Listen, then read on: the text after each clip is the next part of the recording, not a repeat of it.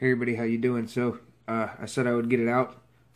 I can't figure out how to share a PDF file, so I'm just gonna do it this way. Sorry if the sound is a little low. I'm gonna try to get it up as much as possible. I am not a computer savvy person, so bear with me. Here you go. Michael. Hey Mike, how you doing? This is Ed. So I know we talked earlier and stuff, so this is now a recorded conversation that I wanted to get out there from some information from Ground Zero in Oregon. So can you just tell everybody what you told me earlier on the phone, please? All right. Well, I am a property owner that hails from Lake County, which resides next to Harney County, and my property backs up to BLM. And I travel through Burns, Oregon often on my way to Ontario, Oregon, where my mother lives, in Malheur. And they have brigades of concrete barricades set up on the highways. They are stopping citizens that live in Burns. They're stopping people, travelers, anybody going in and out or through that access point, or entrance or exit. Those are both blocked and closed off, and are being people are being stopped and randomly identified. And of course, it's my understanding from what my son was able to see. He said the next time we roll further, we want to see if we can get some pictures of the biometric systems. They've set up temporary biometric systems on the main byway there. So they're using biometrics as far as what my son can see. It's all closed up, and then a lot of people are not really understanding the circumstances that are really feeding the fuel to the fire. Okay, now there's a few things that I put out in the video that I'd like to go ahead and get validated since you're a resident of Oregon. Yeah. There's information that came out that the public property that is in Oregon, in that area right now, is totally shut down, and if you violate it and trespass it, you'll be fined $25,000 and have your vehicle impounded. That is correct. Okay, and then It's posted. Say it again. It's posted. It's posted. Okay. Yep. All right, and residents have also said that they are in fear of their businesses, their ranches, their livelihood, and their lives in general. They feel like they're under a martial law scenario out there. Is that true? It is a martial law scenario because you are not allowing the citizens to move freely about on the constitutional sovereign land of Oregon that is part of the Union as of 1859. And these citizens are not allowed to move freely. The business owners, of course, a lot of the local store owners and whatnot, a lot of them have been forced to shut down due to the fear of traveling, just because people are not coming in. And then this will also slow down not just stuff in Oregon, but surrounding states due to the fact it's on a highway interstate and that they're stopping trucks as well, right? Correct. This is a truck route. On the West Coast, we have a lot of truck routes, and I'm sure there's a lot on the East Coast as well in the Western United States. But this is a major truck route through the port of entry into Oregon. So everything that's coming from the port of entry, like in Portland area, if it's going to be transported to Idaho, if it's going to be transported to Montana, or even in the western or eastern United States, it usually travels through there. Yeah, and we know time is money, and truckers, they make money based off of time and stuff like that. Absolutely, absolutely. And the last time we went through there was I was looking at my mile odometer, and there was about 7 miles of blockage on 26 right prior to Burns. So you're talking a considerable amount of time and money being wasted sitting on the side of the road. Yes, that is correct. Yes, and with the Native Americans around there, they're also being affected by this as well. It's not true that what the media is really pumping out there, is it?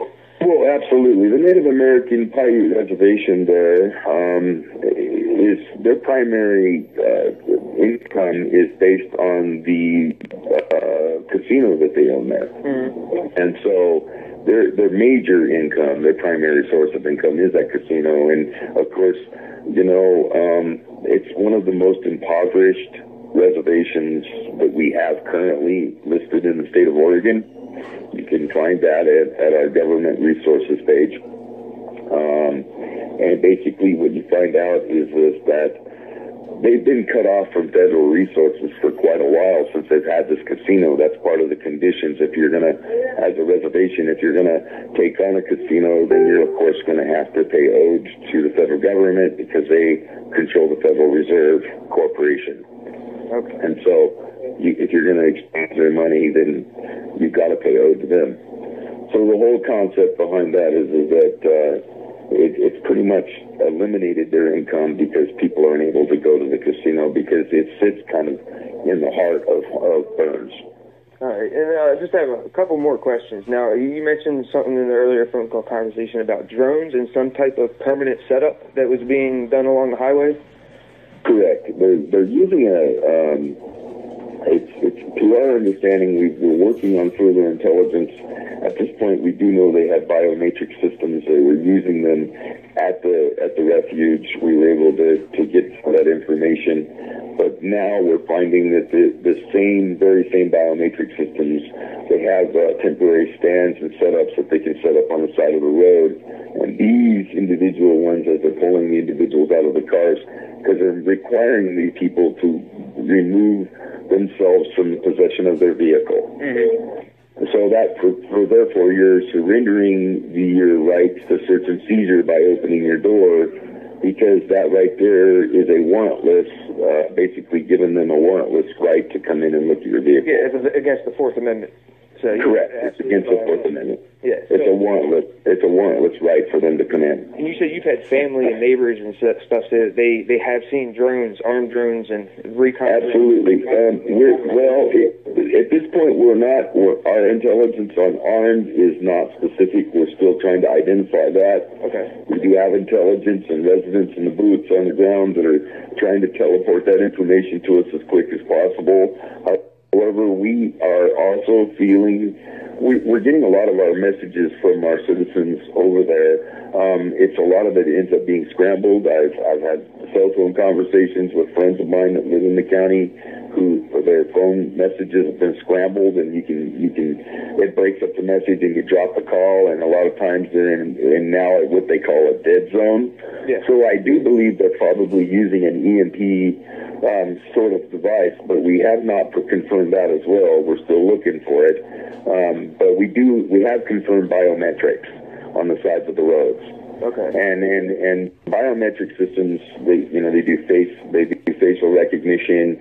They have retinas, ability to do retinas, and they're also, what I've been told, and I haven't confirmed it yet, but we're working on it further, because if they're using biometrics and they're planning on using a retina, they used it at the Super Bowl. Mm-hmm. So. Yeah, Super Bowl 50, the whole place was rigged with all the big stuff. You can go to their the FBI were proud of their intelligence operation to protect us from the terrorists through the Super Bowl 50 thing. But they use biometric systems as well.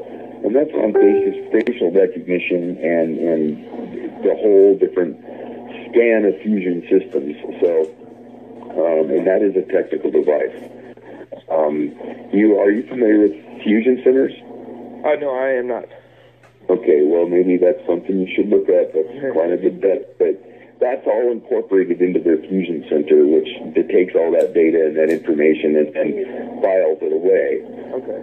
All right. Well, as an Oregon resident, and I'm pretty sure you have multiple friends in Harney County. Would you say that Oregon residents are crying for help now? That they're asking for help? That this is not a time where people need to turn a blind eye. Well, and that's why the 3rd Oregon Continental Light Horse Dragoons has formed. And, we're Oregon citizens that are welcoming constitutional men and women and children, folks that want to entertain the idea of being educated in the constitutional freedoms that they are sovereign to, thanks to the men and women who have died in the act of war. So the whole concept of what we're talking about, we're dedicated to that 101%. And there's because from what I'm hearing, there is no constitutional law in Oregon as of now. Absolutely not. Yeah. So, absolutely not. We have a liberal. Well, we have a liberal governor who has taken office due to the fact that our original governor voted in has been found corrupt and is currently being investigated by the same feds that she called in to come and murder Mr. Malloy. The feds are investigating our last governor because he had to resign due to the fact that his girlfriend was using his office for corporate gain.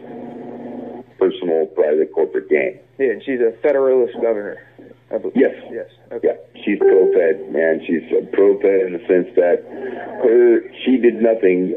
She did nothing to initiate state police or anything like that.